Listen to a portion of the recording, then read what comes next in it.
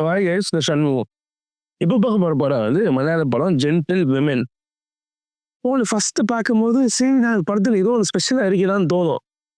First half போகும்போது கூட தோணும். செகண்ட் ஹாஃப் போகும்போது கூட டேய் இருந்தாலும் இந்த படத்துல ஏதோ இருக்குதான்னு தோணும். கிளைமேக்ஸ் பண்ணதுக்கு அப்புறம் அது மாதிரிதான் இருக்கும். ஏன்னா வந்து ஓகே கதைக்குள்ள போயிடும். கதையை பொறுத்தவரை என்ன அப்படின்னா வந்து லாஸ்ட் டைம் பண்ணியிருப்பாங்க. அதே மாதிரி அந்த பொண்ணு பேர் மறந்துட்டேன்.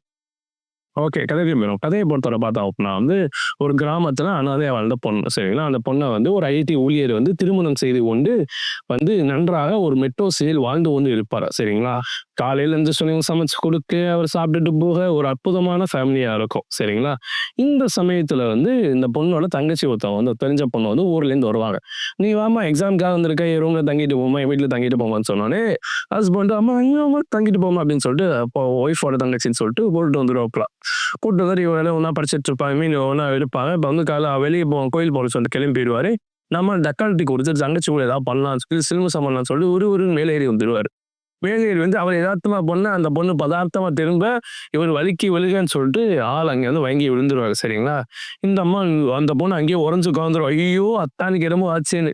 இந்த அம்மா கோயிலுக்கு போயிட்டு வந்து ரோட்ல நிக்கிற கார கூட எடுத்து ஓரமா நிப்பாட்டாம விறுவிறுன்னு மேல போய் எங்கடி என் புருஷன் எல்லாம் விழுந்து கிடப்பான். "ஏய் என்னடா விழுந்து கிடக்குற? என்னடா ஆச்சு?" சொல்லும்போது அவ எதுவும் சொல்ல மாட்டா. இதுக்கு தான் ஒரு கால் வரும். என்னன்னு எடுத்து பார்த்தா, "பேபி எங்க இருக்கே? நான் உனக்காக இவ்வளோ நேரம் வெயிட் பண்ணிட்டு இருக்கேன் தெரியுமா?" "பேபி வெயிட் பண்றியான்னு" சொல்லிட்டு அது என்ன நடிச்சுச்சுன்னு தெரியல. பக்கத்துல கட்டிட்டு ஒரே வெட்டா வெட்டிருது கழுத்த. இது நீங்க ஏதோ கிளிட்ஸா இருக்குன்னு வச்சுக்கங்க. கோவத்துல ஏதாவது கட் பண்ணிட்டு இல்ல வேற சீன் கம்பேர் இருப்பீங்க. உண்மையிலே இந்த புள்ள வெட்டிரும். இன்ஸ்பெக்ஷன் எப்ப இருந்த இன்ஸ்பெக்ஷன் வருது. அத இன்வெஸ்டிகேஷன்லாம் பண்ணாது. நேரா ஒரு நிமிஷம் ஒரே வெட்டுல கொன்றும். சரிங்களா? அதுக்கப்புறம் அந்த பாடி எப்படி டிஸ்போஸ் பண்ணுச்சுங்கிறது ஃபர்ஸ்ட் ஆஃப் போகும். டிஸ்போஸ் பண்ணுச்சு அப்படிங்கிறத தாண்டி வந்து பொண்ணு நான் கூட உட்காந்து அந்த பொண்ண அனுப்பிச்சு விட்டுரும். "நீ எக்ஸாம் எழுதுனா இங்க வரும் இல்ல ஏதோ ஒண்ணு. நீ வாழ் ஃபாரின் போய் என்னமோ செட்டில் ஆயிரு. இந்த பக்கமே வராத அதுக்கு வேணும்னு சொல்லிடும்." ஸோ இப்படி இருக்கவே அந்த ஃபோன்ல பேசி பார்த்தீங்கன்னா கேர்ள் ஃப்ரெண்டு அந்த பிள்ளை யாருன்னா நம்ம லாஸ்லியா.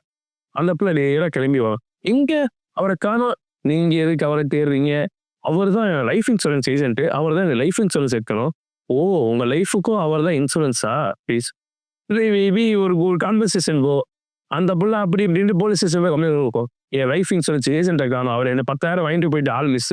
10,000 வாங்கிட்டு போயிட்டு ஆள் மிஸ்" அப்படின்னு சொல்லிட்டு அந்த பொண்ணு தேட வரும். அதுக்கப்புறம் தேடும்போது ஒரு செட்டிங் மேல இன்வெஸ்டிகேஷன் ஒத்துக்குவா லாஸ்ட்ல. "ஆமா அவர் என் அஃபேர் தான்" அப்படின்னு சொல்லிட்டு. இதுக்கு நல்ல ஒரு கரெக்டா டிஎஸ்பி இருப்பான். அவன் ஒரு சிறு பண்ண பார்ப்பான். அது அது இந்த மாதிரி போகும்னு வச்சுக்கோங்களேன். இதுதான் ஃபர்ஸ்ட் ஹாஃபும் செகண்ட் ஹாஃபும் போயிட்டு இருக்கும். இதுக்குனால அந்த பாடி எப்படி டிஸ்போஸ் பண்ணாலும் உங்களுக்கு ஒரு கொஸ்டின் இருக்கும். சரிங்களா? செகண்ட் ஹாஃப்ல அந்த போலீஸ்காரர் வந்து இந்த பொண்ண தப்பு நடக்க பார்ப்பான். அப்போ ஒரு சம்பவம் நடக்கும். ஸோ அந்த ஒரு மர்டர்னால என்னன்னா இந்த கிளஸ்டர் ஆஃப் ஈவென்ட்ஸ் அப்படிங்கிற மாரி வந்து செகண்ட் ஹாஃப் போகும். ஆமா. அதுதான் கதை. ஸோ அதான் சொல்றேன்ல, இன்ட்ரெஸ்டிங்கா வருன்ட்டு போவீங்க.